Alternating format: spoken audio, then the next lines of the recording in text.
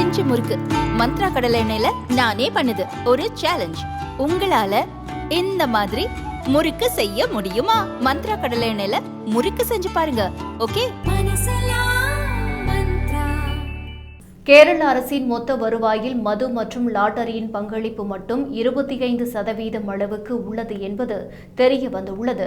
அம்மாநில சட்டப்பேரவையில் இது தொடர்பாக வழங்கப்பட்ட புள்ளி விவரங்களில் கேரள அரசின் வருவாயில் 2 முக்கிய அங்கங்களாக மது மற்றும் லாட்டரி டிக்கெட் விற்பனை உள்ளது. கடந்த 2023-24 நிதியாண்டில் கேரள மாநிலத்தின் ஒட்டுமொத்த வருவாய் 1,24,486.15 கோடி ரூபாயாக இருந்தது. இதில் மது மற்றும் லாட்டரி விற்பனையின் மூலமாக மட்டும் 31,618.12 கோடி ரூபாய் பெறப்பட்டுள்ளது.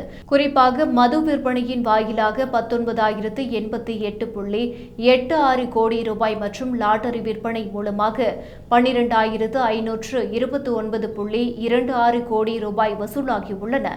மாநில அரசின் மொத்த வருமானத்தில் மது மற்றும் லாட்டரியின் மூலமாக பெறப்படும் வருவாய் 1/4 பங்காக உள்ளது.